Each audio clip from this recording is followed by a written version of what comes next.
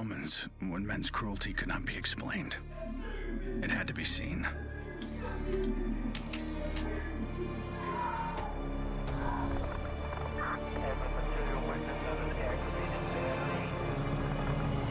The perfect shot pierced our numbness, sent up a flare to save the next generation.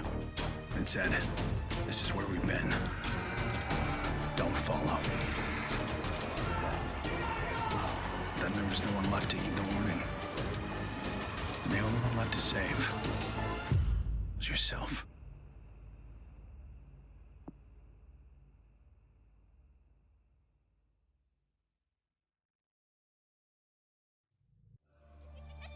My earliest memory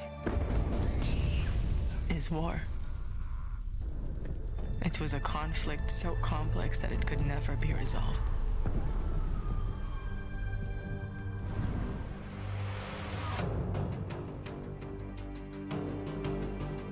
But this war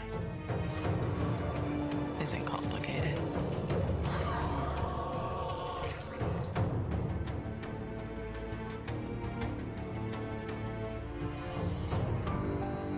Death is still heartbreak.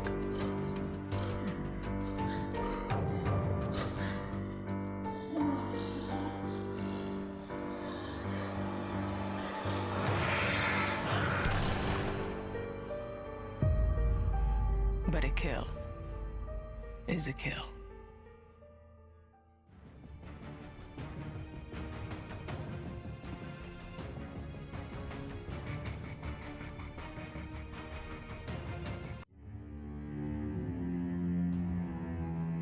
Don't play in the dirt, Ethan. Stop fighting, Ethan. Be polite, Ethan.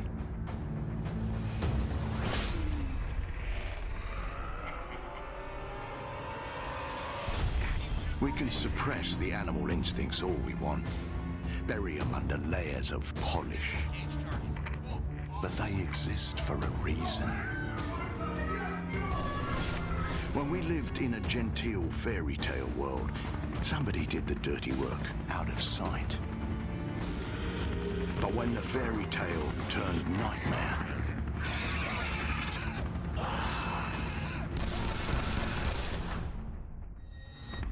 those instincts were the only thing that kept us alive.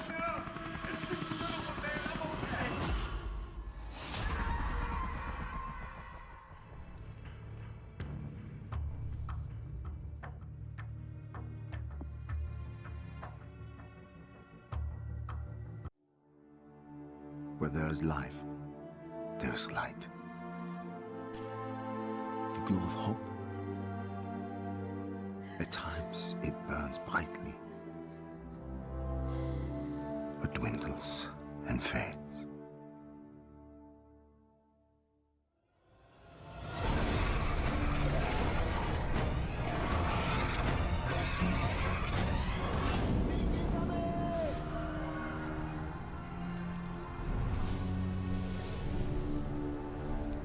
Once it is lit, we must never let it die.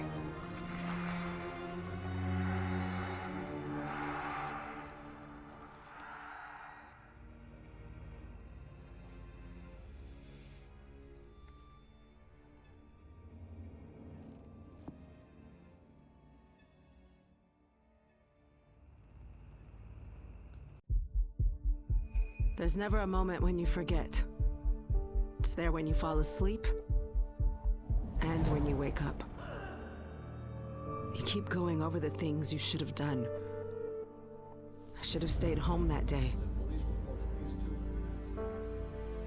I should have held on.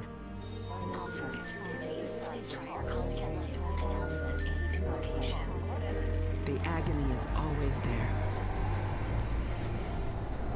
But I've learned to live with it. Because the only thing stronger than regret is hope.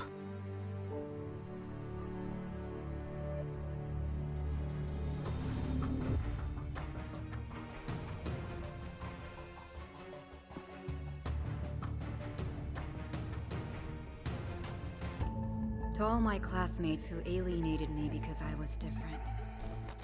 To anyone who never gave me a chance.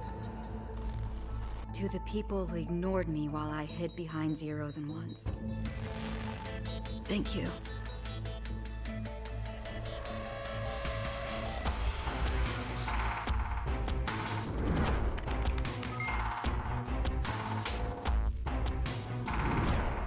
Without you, I would never have made it this far.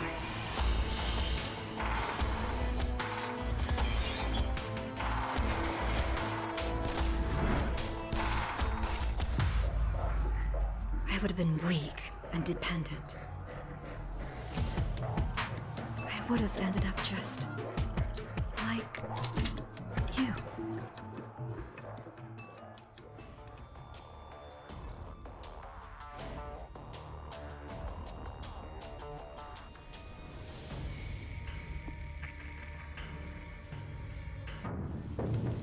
We're so small, really. Insignificant. In the grand scheme, one life means so little. You dedicate yourself to a principle. But in the end, it's out of your control.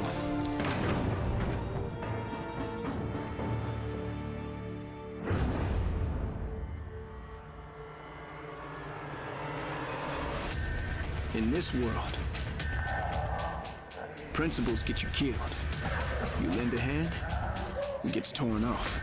You hesitate, you die. So you want to save someone? Save yourself.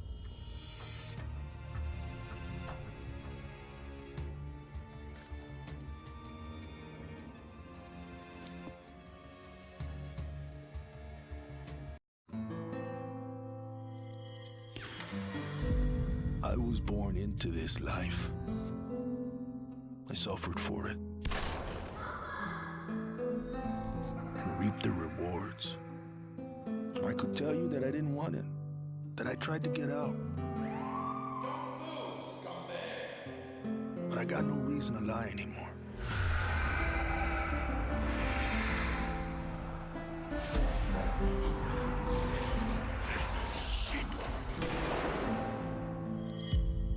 That life is the only reason I'm still here.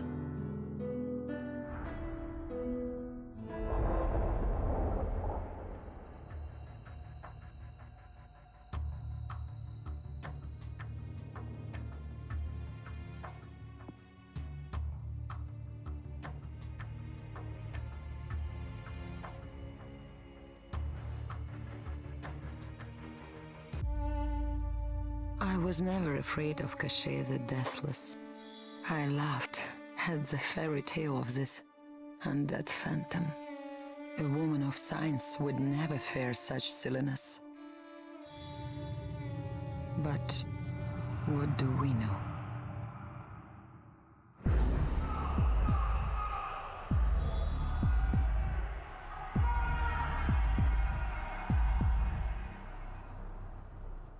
Science cannot explain what I've seen.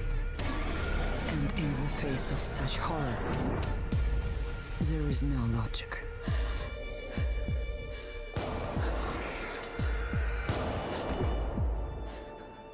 Only faith.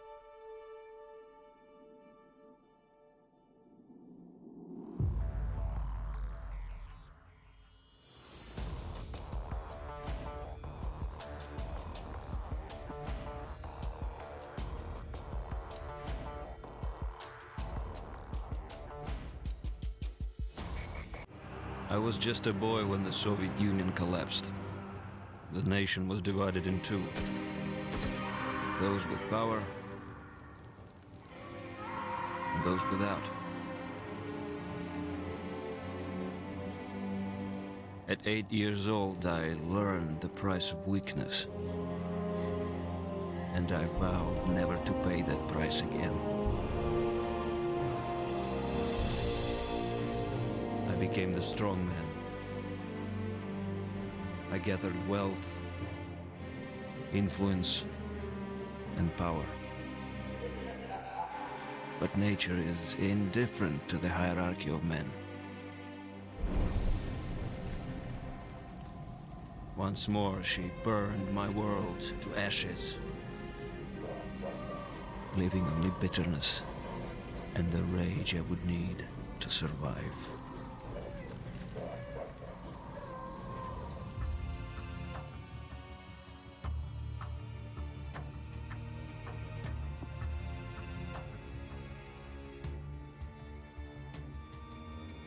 People don't believe something can happen until it does. They live in cheerful ignorance of the coming storm. I could see nothing else. When it finally arrived, I felt relief. At least now the danger had taken shape. Now, I had a target.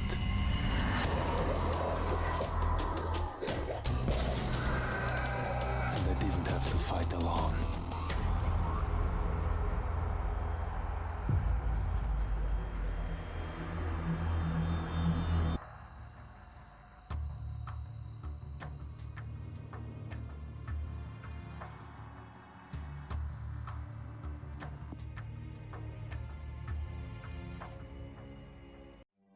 I will not be welcome in the kingdom of heaven. That fate was never in the cards for a man like me.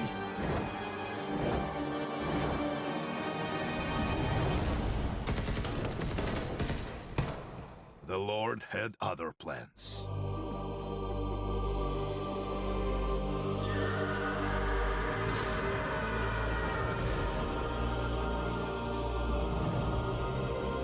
I have made my peace with God.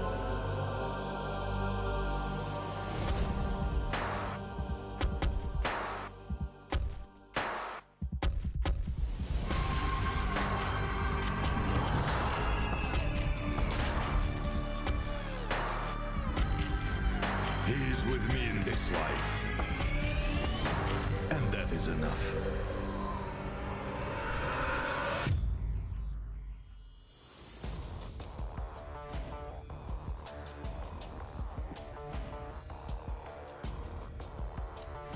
Growing up in Tokyo, you either became a salaryman or you were a waste.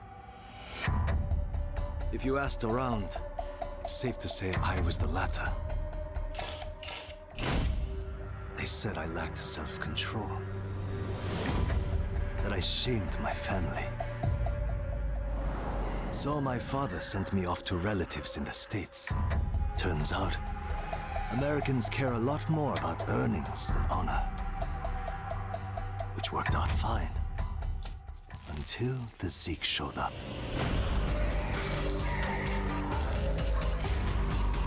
The Japanese decided to evacuate.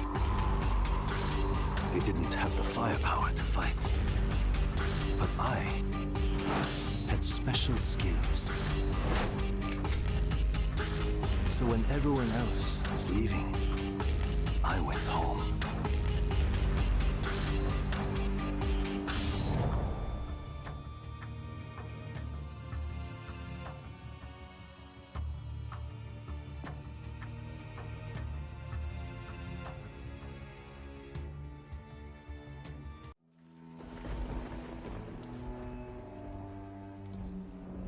I always wanted to be a cop. Thought I could do some good. But the scum on the street kept destroying lives. While I was wrapped up in red tape.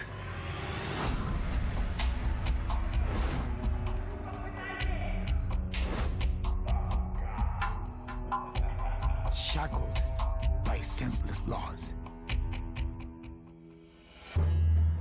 The virus stripped all that away. Left us to fend for ourselves. And finally, the chains were off.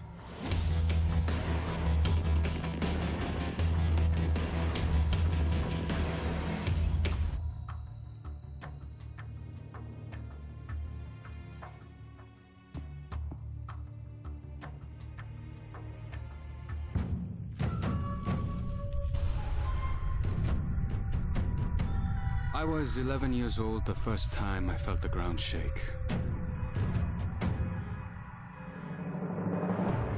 My instinct was to leave, but my grandparents wouldn't hear of it. This is our home, they told me. We don't leave. I came to live by that code. Earthquakes, tsunamis, typhoons, they're all part of life here. We accept them. We don't leave. When the evacuation was announced, I rejected it. This wasn't our way.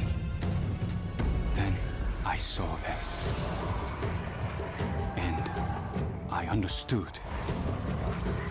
This wasn't another disaster. This was a war.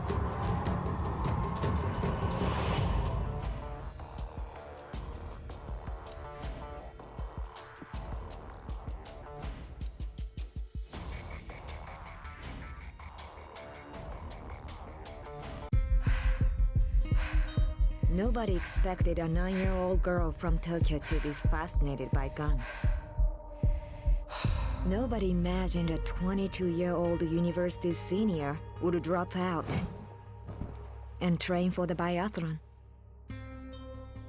Nobody believed that the daughter of a salaryman could win Olympic gold. And nobody predicted that a necrotic plague would decimate our planet's population. But life is all about the unforeseen.